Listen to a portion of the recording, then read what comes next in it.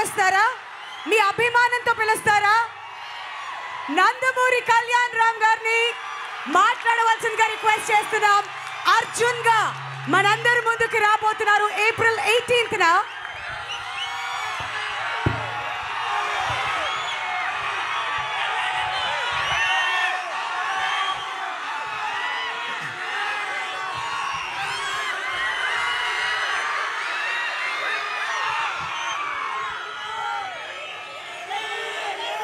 ముందుగా ఏ అప్ప చిత్తూరు ఎలా ఉన్నారు?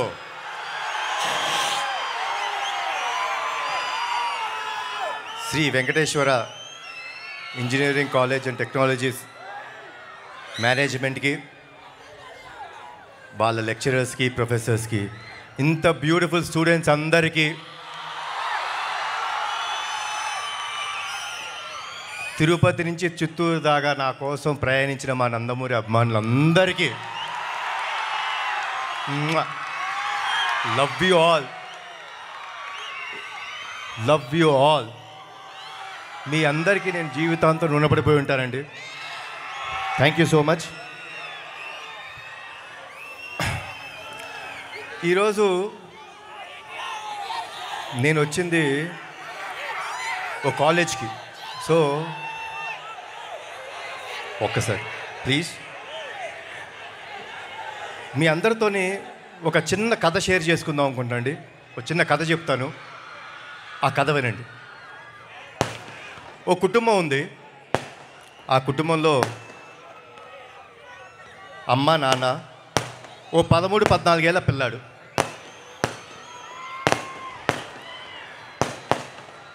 ప్రతిరోజు అమ్మ నిద్రలేసి పని చేస్తుంది, నాన్న చిన్న బిజినెస్కి వెళ్తాడు, ఆ బాబు స్కూల్కి వెళ్తాడు. ఇలా జరుగుతున్న తరుణంలో ఒకరోజు యథావిధిగా అమ్మ పొద్దున్నే 5ంటికి అలారం పెట్టుకొని లేచారు. లేచి కార్యక్రమం మొదలుపెట్టారు. అన్నీ శుభ్రం చేసుకొని పాల ప్యాకెట్ కట్ చేసి వాళ్ళ ఆయనకి కాఫీ రెడీ చేశారు, పాలు చేశారు కొడుకుకి. అలా అన్ని కార్యక్రమాలు చేసుకుంటూ ఓ 6 గంటలైంది. అయితే ఆవిడ వాళ్ళ కొడుకు రూమ్కి వెళ్ళి, నానా నిద్రలే అని అడిగారు. అమ్మా 6 కదా అయింది, ఓ 10 నిమిషాలు పడుకుంటానమ్మా అని అడిగాడు. సరే నాన్న, ఓకే 10 నిమిషాలు పడుకో అని చెప్పి కిందకు వచ్చి వాళ్ళ హస్బెండ్ వచ్చారు. ఆయన కాఫీ ఇచ్చింది, ఆయన పని ఆయన చేసుకుంటాను. మళ్ళీ ఈవిడ వాళ్ళ కొడుకు కోసం టిఫిన్ క్యారేజ్ రెడీ చేసింది. మళ్ళీ కొంచెంసేపు అయ్యి 6:30కి వెళ్ళి మళ్ళీ లేపింది. బాబు నాన్న లే, స్కూల్కి టైం అవుతుంది అంది.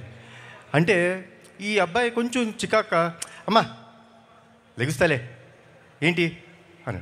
సరే సరే ఓకే, ఒక 5 నిమిషాల తర్వాత అని మళ్ళీ వెళ్ళారు. మళ్ళీ తన స్కూల్ బుక్స్ ఉన్నాయి, ఆ స్కూల్ బుక్స్ అన్ని ఆ బ్యాగ్లో పెట్టారు. తర్వాత తన షూస్ అవన్నీ ఉన్నాయి, తను పాలిష్ చేసి రెడీ చేసి పెట్టారు ఆవిడ. మళ్ళీ ఒక 6:30, 6:45 ఆ టైంలోకి వెళ్ళి, నాన్న లేనన్న టైం అయిపోతుంది, 6:45 అయిపోయింది, 7:30కి నీ బస్సు రెడీగా ఉంది అని చెప్పారు. అన్నప్పుడు ఏంటిది అమ్మా లెగుస్తా కదా బా అని అన్న వెంటనే వాళ్ళ అమ్మ పాల గ్లాస్ ఇచ్చారు, దాంట్లో బాదం పప్పులు వేసి. యాజ్ ఇట్ ఈజ్ ఈ పిల్లాడ పాల గ్లాస్ ఇది. ఏంటమ్మా ప్రతిరోజు ఇదే పాలు ఇదే బాదం పప్పులు వేసి ఇస్తావు? అయ్యా మా ఫ్రెండ్స్ అందరూ వాళ్ళు ఏం తాగుతారో తెలుసా, బూస్ట్, హార్లిక్స్ అవన్నీ తాగుతారు, లేకపోతే షుగర్ వేసి ఇస్తారు, షుగర్ లేకుండా ఇస్తున్నాం, ఏంటిది అని కొంచెం వాయిస్ రేజ్ చేసి మాట్లాడు. అమ్మ నవ్వుతూ, నానా ఇది నీ ఆరోగ్యానికి మంచిది, తాగు, గుడ్, రెడీ అయిపోయి వచ్చేసి కిందకి అని చెప్పానంటే సర్లే అని చెప్పేసి ఇసుగ్గా తాగాడు, స్నానం చేశాడు. అమ్మ ఇస్త్రీ చేసిన స్కూల్ యూనిఫామ్ పెట్టింది, వేసుకున్నాడు, కిందగా వచ్చాడు. వచ్చిన వెంటనే అలా బ్యాగ్ వేసుకున్న వెంటనే కొంచెం ఉంది. ఏంటమ్మా నువ్వు బ్యాగ్ సర్దావు, ఎందుకు అన్ని బుక్స్ పెడతావు? స్కూల్లో అందరూ ఫ్రెండ్స్ అందరూ నా టెక్స్ట్ బుక్స్ నా అన్నీ తీసుకుంటారు, ఊరికి అన్నీ సర్దేస్తావు. లేదన్నా నువ్వు చదువు మీద కాన్సన్ట్రేట్ చేయాలి, అందుకని అన్నీ సర్దాను అని నవ్వుతూ చెప్పారు అని అన్నాడు. ఇటు పక్కన కూర్చొని రెడీ అవుతున్న నాన్న ఆ అబ్బాయిని చూస్తున్నాడు, కొంచెం చికాకు పడుతున్నాడు కొడుకు.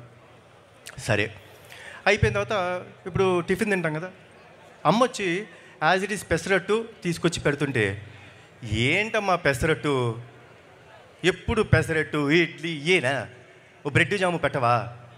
కాదు నాన్న, పెసరట్టులో పెసలు ఉంటాయి, ప్రోటీన్ మంచిది, తింటే హెల్తీగా క్లాస్లో కాన్సన్ట్రేట్ చేస్తావు అంది. సర్లే అని చెప్పి కొంచెం చికాగా ఉన్నాడు. సరే ఏదో తిన చాలే అని అలా స్కూల్ టైం అయిపోయిందని కొంచెం ఏదో అయిపోతే అమ్మ దగ్గరికి వచ్చి, నానా లవ్ యూరా అంటే, ఆ బాబు ఆ చికాకులో ఉన్నాడు కదా, ఛే అని చెప్పేసి వెళ్ళిపోతుంటే నాన్న తోడుగా వస్తున్నాడు.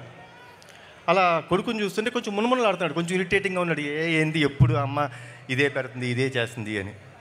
నాన్న తన వంక చూసి, ఏనానా ఏమైంది అని అడిగాడు. ఏనానా ఎప్పుడు అమ్మ అదే ఫుడ్డు అదే హెల్త్, షుగర్ పెట్టదు, హెల్తీ ఫుడ్ పెడుతుంది, బ్యాగ్ చూడు ఎంత వెయిట్ ఉందో అని టార్చర్ పెట్టేస్తాను నాన్న అమ్మ అన్నాడు. అంటే నాన్న ఆ బాబు వంక చూసి చిన్న నవ్వు నవ్వి, టార్చర్ అంటే ఏంటో తెలుసా నాన్న నీకు అంటే, ఇదిగో చూస్తున్నాం కదా ఇదే అన్నాడు. టార్చర్ అంటే చెప్తానా, తన ఊపిరి తీసుకొని ఆ ఊపిరితో నువ్వు ఊపిరి పోసుకున్నావు మీ అమ్మ కడుపులో. ఆవిడ తినే తిండిని నువ్వు 90% తిని ఆవిడ కడుపులో పెరిగావు. 9 నెలలు ప్రతిరోజు, ప్రతి గంట, ప్రతి క్షణం, ప్రతి సెకండు ఆవిడ ఎంత బాధపడుతున్నా కడుపులో నువ్వు పెరుగుతుంటే ఓ చిరునవ్వు వేసుకొని వీడు బాగుండాలి, వీడి కోసం నేను బాగుండాలి అని చెప్పి ఎంతో ఆరాటంతో 9 నెలలు టార్చర్ పడింది నాన్న మీ అమ్మ నిన్ను కంటానికి. ఇప్పుడు అసలైన ఈవెంట్ వస్తుంది, నువ్వు పుట్టే రోజు, అంటే కాన్పు జరిగే రోజు. ఆ రోజు ఆవిడ నిజమైన నరకం చూసింది నాన్న. ఆ అరుపులు, ఆ ఏడుపు, ఆ కేకలు వింటుంటే నరకం అంటే చూసే వ్యక్తుల్లో అమ్మ ఒక్కటే నాన్న. కానీ నువ్వు ప్రసవించిన మరుక్షణం ఆ కేక విని అలా నిన్ను చేతులు పట్టుకొని గుండెకి దగ్గరికి తీసుకొని ఆవిడ నవ్వు నవ్విందన్న. ఆ నరకం నుంచి నిన్ను చూసి స్వర్గంకి వెళ్ళిపోయినంత ఆనందం వచ్చిందే. నీకు ప్రాణం పోయడానికి కోసం ఆవిడ ప్రాణాలు కూడా లెక్క చేయకుండా నీకు జన్మనిచ్చిందే. అలాంటి తల్లి నీకు టార్చర్ పెడతానన్న, నువ్వు ఆ తల్లి టార్చర్ పెట్టి బయటకు వచ్చావా అని అడిగిన వెంటనే కుర్రాడు అలా చూసి పరిగెత్తుకుంటూ వెళ్ళిపోయాడు ఇంటికి. పరిగెత్తుకుంటూ బాగా అదేంటో చిన్న దీంట్లో పరిగెత్తుకుంటూ వెళ్ళిపోయి అమ్మ ఎక్కడుందని వెతుకుతుంటే ఆ పిల్లాడి రూమ్లో వాడి విసిరేసిన బట్టలు, ఇటు అటు పడేసిన చెప్పులు సర్దుతూ అలా ఉంది. అలా అమ్మ దగ్గరికి వెళ్ళి గట్టిగా కౌగిలించుకున్నాడు. కౌగిలించుకొని అమ్మ అతని వైపు చూస్తే అలా పైకి చూసి, అమ్మా సారీ అమ్మా, ఐ లవ్ యూ అని చెప్పి ముద్దు పెట్టి వెళ్ళిపోతుంటే ఆ తల్లి ఆనందం ఉందండి, మజానే వేరు. అదే మా ఈ అర్జున్ సన్ ఆఫ్ వైజయంతి. మనం అందరం జీవితంలో హాలిడేస్ తీసుకుంటామండి. సాటర్డే వస్తే స్కూల్ ఉండదు, మగవాళ్ళకి కంపెనీస్లో జాబ్ ఆఫ్ ఇస్తారు. సండే వస్తే మనం ఆఫ్, పండగలు వస్తే మనకు ఆఫ్, మనం లేట్గా లెగుస్తాం, హ్యాపీగా రాత్రి టీవీ చూసుకుంటాం, లేట్గా ఫ్రెండ్స్తో వస్తాం, అన్నీ చేస్తాం. కానీ ఏమీ ఆశించుకోకుండా మన కోసం వెయిట్ చేస్తారే, అది మన తల్లి. రాత్రి ఎప్పుడొచ్చినా భోజనం తినకుండా పడుకుంటామని మన కోసం మేలుకొనుండి మనకు భోజనం పెడతారు. పండగ వచ్చినా, సండే వచ్చినా, ఏమొచ్చినా, హాలిడేలు వచ్చినా మనం లేట్గా లెగుస్తాం, కానీ మనం లేచే టైంకి అన్నీ రెడీగా ఉంటాయని ఆవిడ రోజూ పనిచేస్తారు. అంత గొప్ప అమ్మ. ఆ స్త్రీమూర్తికి మన జీవితంలో ఎంత త్యాగం చేసినా తక్కువే. వాళ్ళని గౌరవించాలి, వాళ్ళని మనం కాపాడుకోవటం మన బాధ్యత.